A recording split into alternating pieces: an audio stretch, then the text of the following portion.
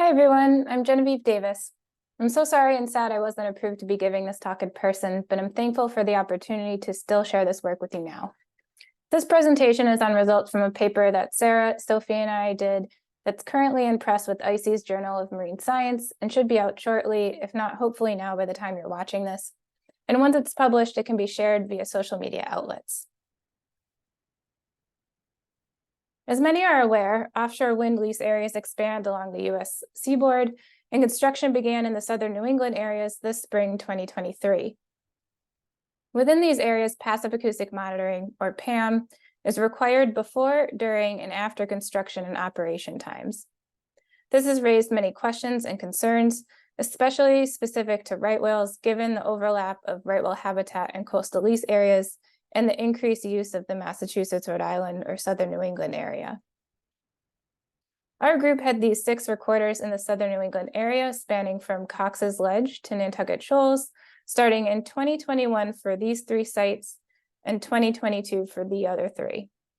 We looked at these data in a number of ways for right whale acoustic occurrence and presence, as well as upcalling behavior before wind construction began. For all of our acoustic data, we process it with Mark Baumgartner's Low Frequency Detection and Classification System, or the LFDCS, and manually verify upcall detections. A day is marked as present for right whales if there are 3 or more true upcall detections. Here's the daily presence results for those 6 sites.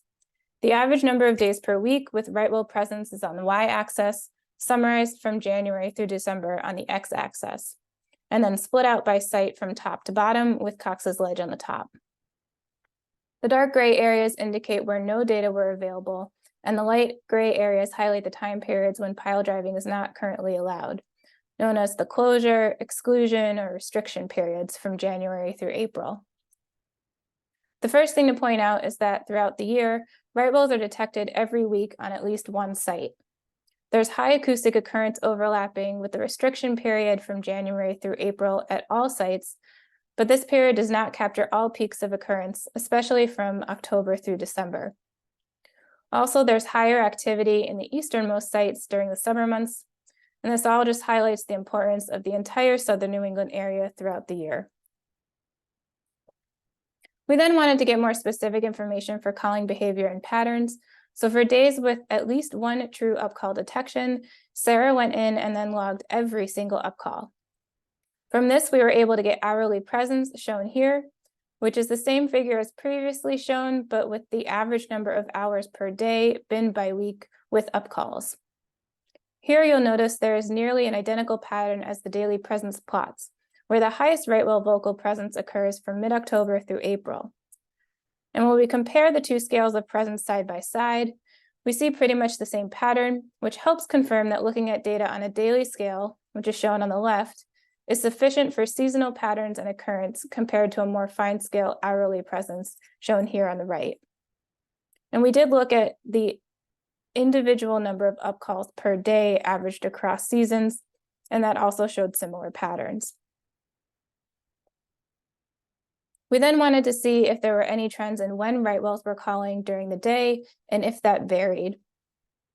These plots are showing date on the y-axis, increasing in time from bottom to top, and the time of day is on the x-axis, split by sites, with the dot size relative to the number of calls in that hour. These sites that are shown are for the sites that had only, at least 1 year of data, which are circled in blue on the map. What we can see is that when right whales are present, they call throughout the day, regardless of time periods with high consistent presence or weeks with occasional daily presence.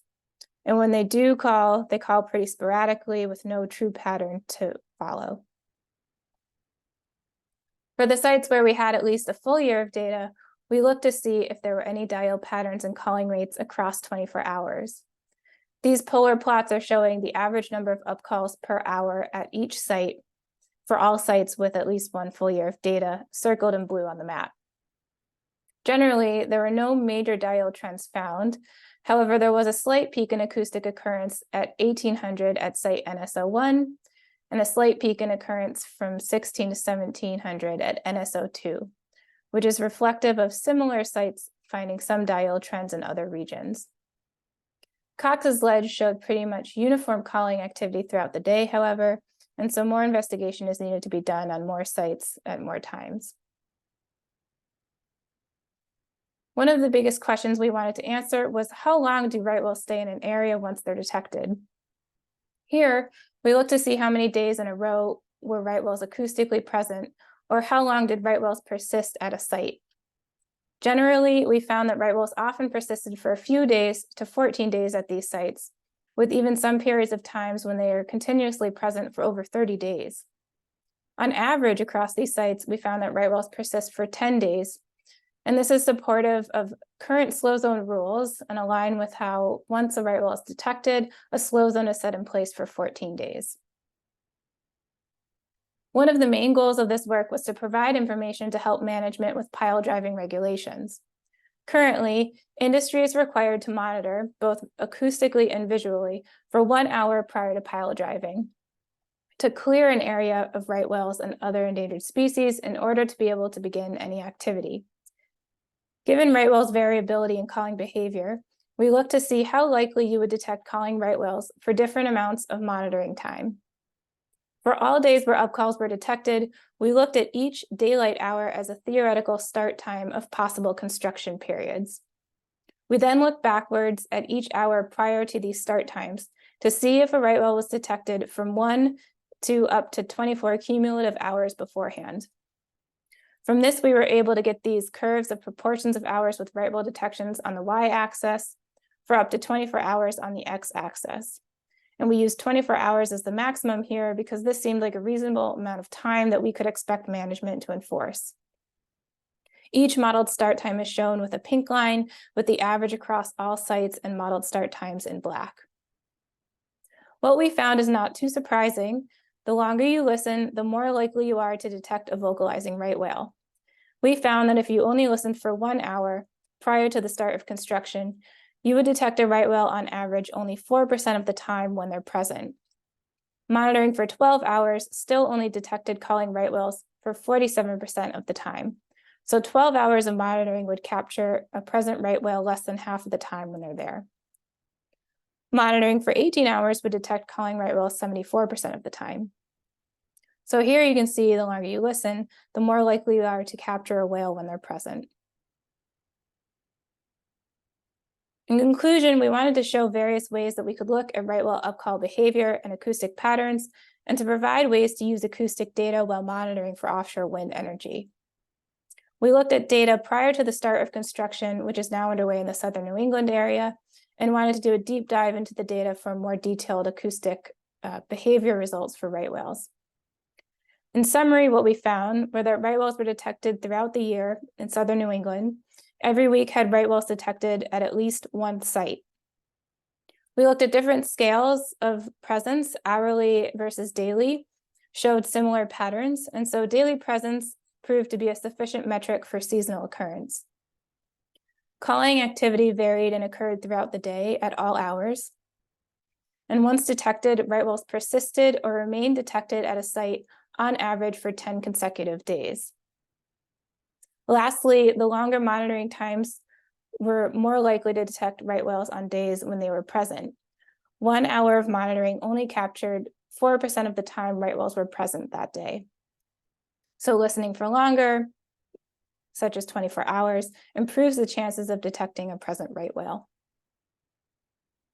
Since the study began, we've increased our recording efforts from 7 to 19 recorders in the southern New England wind energy area, pointed here by the arrow, as well as continue and expand our passive acoustic monitoring efforts in other regions. For more details on these efforts, please check out Julianne Wilder's talk during the acoustic session. We're currently applying these methods across other sites and regions to see if upcalling behavior varies within and between regions, and to help inform management as additional wind lease areas are permitted along the coast. Additionally, we'll compare persistence across regions as well as across species, expanding beyond just right whales. And with that, I have a huge thank you to everyone who helped make this work possible at every stage of the way. It always takes a village. Thank you for your time, and I look forward to answering any questions during the discussion.